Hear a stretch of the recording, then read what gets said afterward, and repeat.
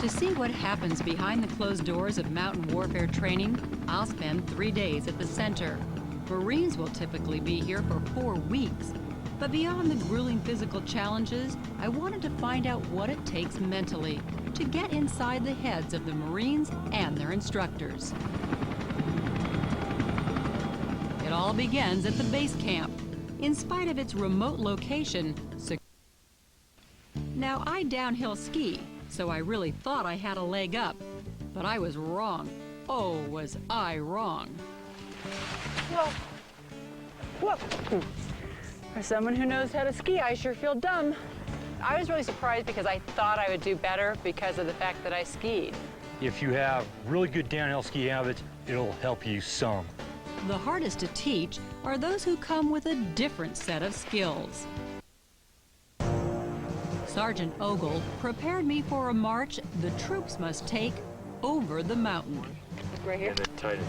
What we do is we stay in single file for 2 reasons. Okay, first off, it's easier. Okay. And another reason is that it's harder for the enemy to find one track by multiple tracks. Got that? Okay. We started our mountain trek.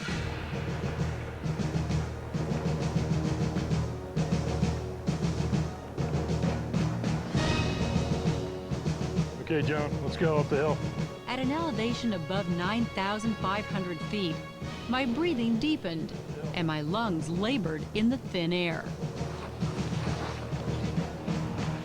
They teach that you should always ski with your head up, keeping an eye out for the enemy. I was amazed that we were skiing uphill. And in true Marine Corps fashion, we did it with help from fellow Marines. Look behind you real quick. See how he's helping you? Yeah, that's teamwork. Doing these for years, so it was with just a little trepidation that I took the wheel for the first time.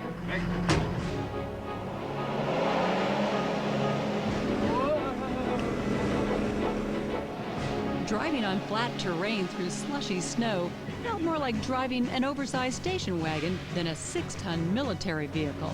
I just can't believe when it'll go over. Here in the snow, the BVs are used to move Marines and equipment. And they even make a good ski lift. It's called skijor.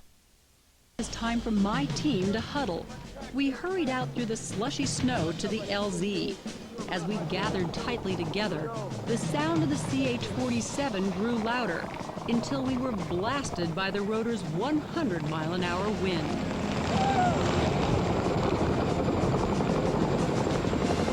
When this thing sets down literally 8 feet away from you, it's just the most amazing, it's such a powerful, powerful feeling. I mean, forget the snow that's flying, just the sound of these blades.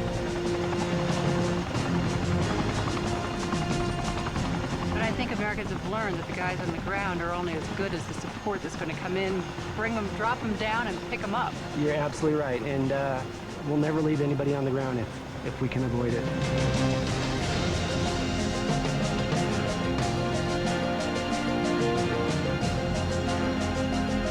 There's really no time to enjoy the ride or the scenery. We skim the treetops and just minutes later, put down at a landing zone miles away.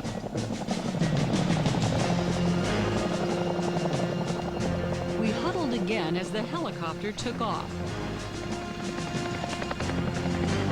Immediately, the Marines took up defensive positions. Hey, under the tree line, 50 meters northwest. Your pack, 360 down behind your pack. Let's go. Get behind your pack. After stopping to look and listen for the enemy, the security patrol was about to begin. Now they just dropped us on top of this mountain. Are you guys going to be walking all the way back down? It's the winter environment. I've done jungle for years, desert for years. After I ran into the mountains, I fell in love because it's the hardest thing I've done, and I've been doing it ever since. 15 years. Dressed in what they call overwhites to blend in with the snowy terrain, my next lesson was weaponry. I've fired guns before, but being on skis in the snow made it all different. Firing from a stable position is critical, so to keep from slipping around in the snow, Marines learn 3 basic firing positions. The quickest way to get a shot off is from the standing position, using the ski poles for stability. I'm always ready to throw it out and cross the poles in an X by having that finger there. Okay. Shooting from the kneeling position offers more stability. Like a real enemy, the targets are barely visible, hidden in the trees a good 100 yards away.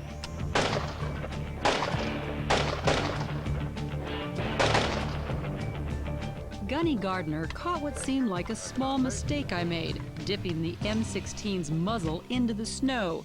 But that little misstep could take me out of action permanently. If it's just a little bit, it'll just come right out when you shoot. But if you do that several times, packing that muzzle down, and it starts to get packed down into this bore, this whole thing will split open when you fire. Wow, okay. Because the chamber will splay this all open. And the blast will come right back through here into your face. Firing from a prone position offers the most stability. But I had to think to myself what it would be like to fire at an advancing enemy after being out in the cold for days or even weeks. It's easy to come out for a day. Stay in the cold day after day, week after week, wears on people. All people. Well, as a It's novice hard. here, how'd I do? I think you did fine, but the real truth of the matter is, we have to go look at the targets and look at the impacts. Tell me there's some holes in it. Check it out. Pretty good. All right, including well, in I the can't faceplate. verify, you know, The plate was fresh. which ones are yours and which ones are mine, That I don't know. but there's a whole lot of them there.